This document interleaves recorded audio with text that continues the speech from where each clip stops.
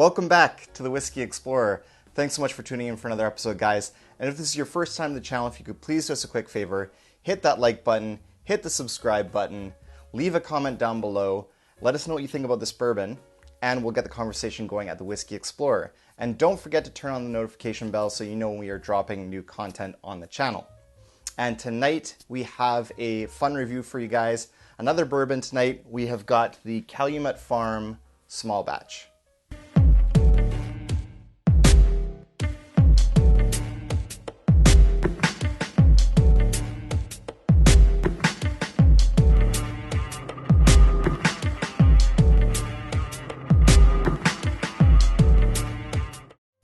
Alright, so interesting story about Calumet Farm. So they've also got the sister company that I've mentioned before on the channel, Sam Houston. So basically it's from the same company. And they're very popular age-stated products. So like there was the Calumet Farm 12-year, and then there was the Calumet Farm 15-year, and it's getting a lot of praise on the Whiskey Tube right now. The Calumet Farm 16-year just dropped, and it's getting lots of heaps of praises from the Whiskey Tube community and bourbon lovers in general. It's supposed to be excellent. I actually reviewed the Calumet Farm 15 on the channel. I'll put a link up here. And it's actually an excellent, excellent bourbon, one of the best I've tried. So it's excellent stuff. And this is believed to be sourced from Barton Distillery, so 1792 Barton Distillery, owned by, of course, Sazerac. So this one is a little bit different than the age-stated ones in that this is their small batch version of Calumet Farm. And this one here is bottled at 43% alcohol by volume or 86 proof. So a little lower on the proof point than I would normally like, but we'll check it out on the channel here, give it a taste and a review and see how it holds up. But this one is quite interesting. Down here, just I've showed you guys some of the bottle close-ups in the B-roll, but I actually really love this bottle design. I think it's actually pretty cool looking. It's different, and I think that, you know, this one would stand out on the shelves. So from a marketing point of view, I think they're doing a good job here. And I also really like the aesthetics of the age-stated one, the Calumet 15. Beautiful, fantastic looking bottle. They've got, you know, right here at the top on the band, like sort of the neck tag, they've got the horse there to kind of harken back to the Kentucky Derby and the history there. Calumet Farm, obviously, one of the famous horse stables for the Kentucky Derby.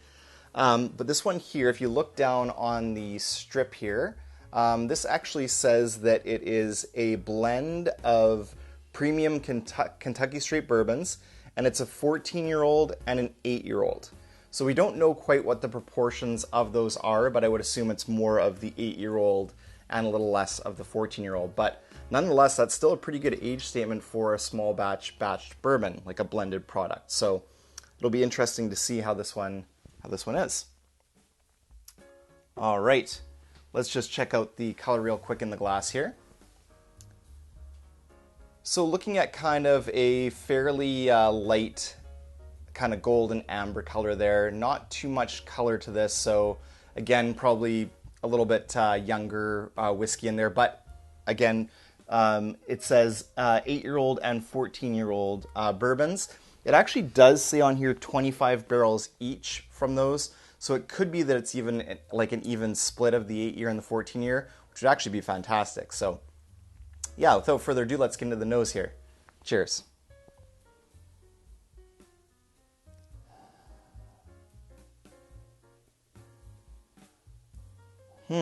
So this one might need a little bit of time to open up, but it's not really jumping out too much of the glass here. Again, 43% ABV, 86 proof. We'd sort of expect that. It's not, you know, too strong or potent of a nose. The thing that I got right away was a little bit of corn dust, a little bit of a sour kind of grain note to it, cornbread in the background there, and then there's like a little bit of a citrus note there. So there's like a lemon or orange zest to it. Definitely a citrus presence to this. It's almost reminding me of like the nose on the Yellowstone, which I reviewed on the channel as well, and I can put a link up here for the Yellowstone store pick that I tried. Let's go in for another nose and see if we can get some more tasting notes here for you guys. Cheers. Yeah, nose is coming to life a little bit here. I'll give it a quick swirl in the glass here. Let the air kind of interact with it a little bit. See if it opens up a bit. Yep, definitely coming alive a little bit more now. So there is like a little bit of a faint fruit note in there, but it's not really like a cooked down like jammy fruit, like dark fruits.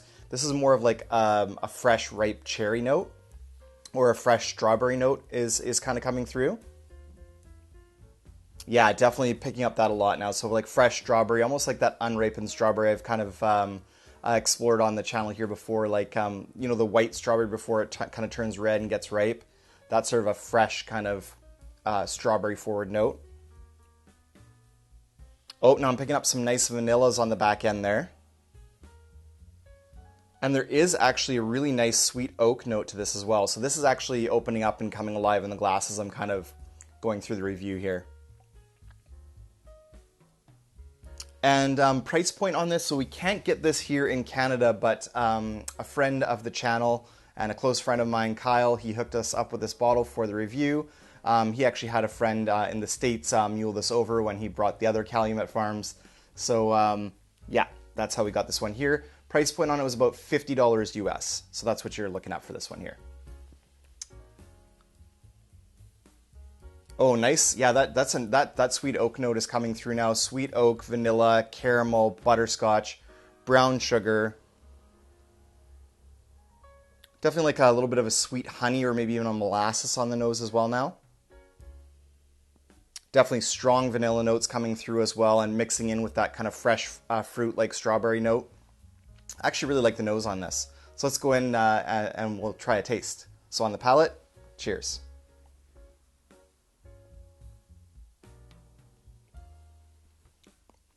Okay, so on the palate, the first note that I got was that kind of sour mash, sour grain note. There's a little bit of the cornbread sweetness there that follows, kind of dusty corn note. Then there's a transition to that fruit note that I mentioned. So it's like the fresh kind of strawberry note, maybe like fresh, kind of almost like unripened cherry. Then there is some brown sugar there and some sweet oak. And then there is a little bit of spice on the end of the palate there. So there's like a little bit of fresh black pepper on the end of the palate.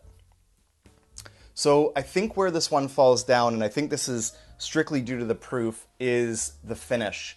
So the finish kind of drops right off a cliff. So it's like, it's there, you get that little bit of peppery spice. There's like a little bit of maybe baking spice, maybe a little bit of cinnamon, a little bit of clove, a little bit of pepper in the background, and then kind of dies off very quickly. And that's sort of to be expected with, you know, 43%, 86 proof, sort of to be expected. But let's go in here for another sip and we'll see if we get some more notes. Cheers.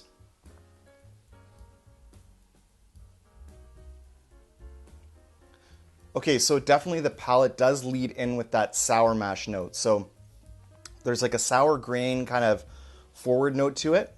It's not really off-putting though, like it's not unpleasant in any way. Then there's sort of a transition to more traditional bourbon flavors. There's a little bit of sweet oak on the mid palate. There's definitely some vanilla, definitely some butterscotch and caramels in there. And you have that mix in with that kind of ripe strawberry, or like unripe strawberry note, unripe cherry note, that kind of thing, fresh fruit. Definitely not your dark fruits, definitely not stewed down like plums or cherries or anything like that. This is definitely like a fresh fruit flavor. Vanilla. And then on the finish there is that little bit of light pepper, so maybe even like a white pepper would be a good description for this one. And unfortunately, the finish is rather short on it. So I think this one would get higher marks for me if the finish were to last a little bit longer. And I was actually looking at this top neck tag here just right as I took that second sip. It does actually say 50 barrels is the batch size. And then down below on the tag it says 14-year-old is 25 barrels and 8-year-old is 25 barrels. So it would definitely be an even split of those two. So it's actually a pretty nice age statement if you kind of take the average of those two, probably landing in right around 10 years or so. But again, I think that proof could be just a bit higher. And the mash bill on this one, actually just noticed it on the back here for you guys. It says 74% corn, 18% rye, and 8% malted barley.